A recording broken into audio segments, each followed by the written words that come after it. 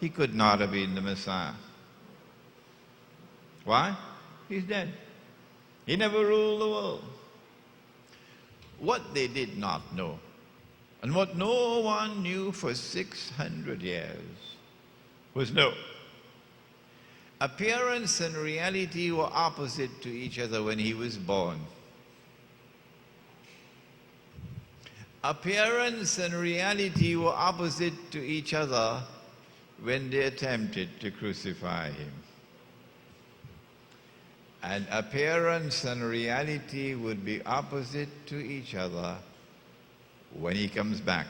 Remember those three things. When he was born, the appearance was that the son of a bastard. He's a bastard. When they attempted to crucify him, the appearance was he's dead. The reality was that this was a virgin birth.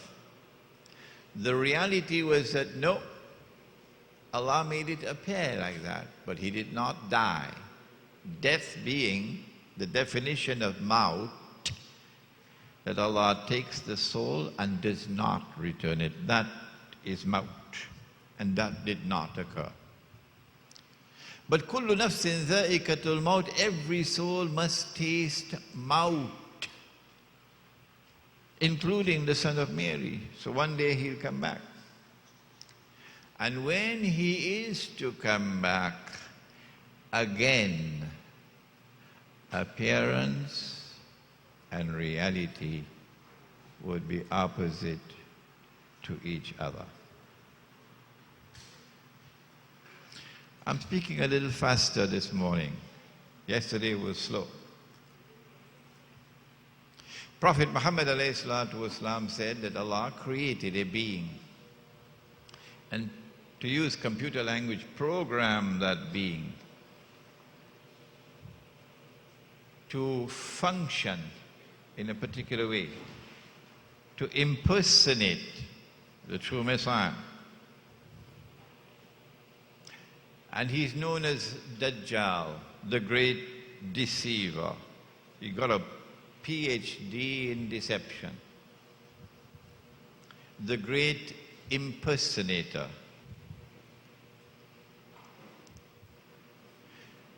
And when Allah releases him into the world, he is one of the major signs of the last day. When he's released into the world, his mission is to impersonate the true Messiah. If he is to impersonate the true Messiah successfully, he must rule the world from Jerusalem, with a rule which would appear to be eternal, the end of history. In order for him to achieve that, he must liberate the Holy Land, which is under non-Jewish rule. He's already accomplished that. Number two, he would have to bring the Israelite people back to the Holy Land, to reclaim it as their own. Even though for 2,000 years they were in exile. He has already done that. Number three, he would have to restore a state of Israel in the Holy Land and get the Israelite people to believe that this is holy Israel.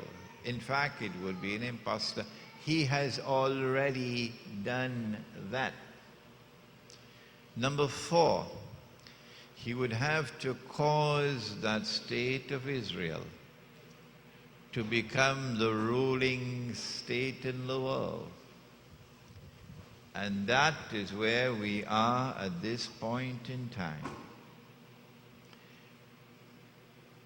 When Israel becomes the ruling state in the world, which is happening tomorrow,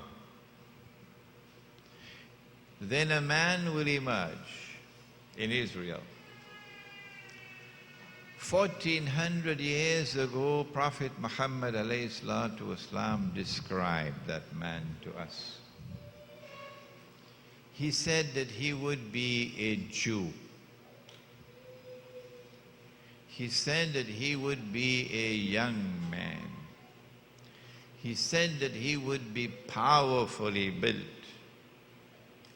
He said that he would have curly hair. That man would become the ruler of the state of Israel. I don't think he would be president or prime minister. I have a suspicion in my heart that Israel is going to become a monarchy. So Israel will have a king. Huh? And that man will become the king of Israel as David was King David and King Solomon. And he will then declare, I am the Messiah. But he would not be the Messiah. He would be Dajjal, the false Messiah, the Antichrist.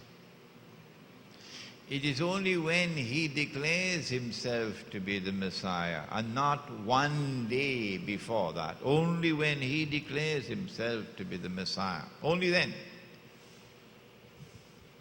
will Allah subhanahu wa ta'ala cause some things to happen in the world.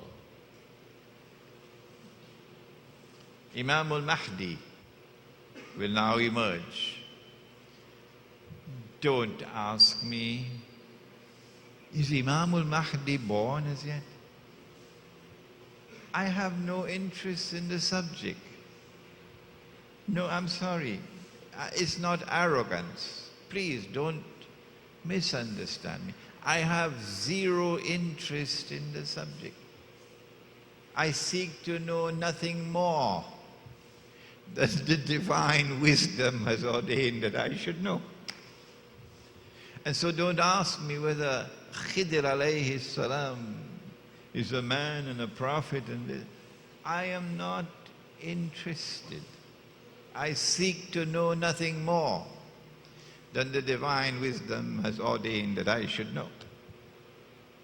I don't want to clutter my mind with that which is not important to me. It is at that time when he declares himself to be the Messiah. Only then would Imam al-Mahdi emerge. Only then would the son of Mary return. Only then would Dajjal be killed. Only then would a Muslim army liberate the Holy Land in conformity with the verse of the Quran in Suratul Isra, otherwise known as Suratul Bani Israel. Allah said to them, He warned them, the first time they betrayed Him and violated the covenant, He sent a Babylonian army which destroyed them. The second time of fasad, وَقَضَيْنَا إِلَى بَنِي إِسْرَائِيلَ فِي الْكِتَابِ لَتُفْسِدُنَّ فِي الْأَرْضِ مَرَّتَيْنِ. In the second period of fasad, I wish that Sheikh Muhammad Mutawalli al-Sha'arawi were here, rahimahullah, because he differs with me on this. The second time, they committed the fasad, corrupting the Holy Land, betraying Allah, violating the covenant. He sent an army, and the army destroyed him. It was a Roman army. And then he said, وَإِنْ عُدْتُمْ عُدْنَا.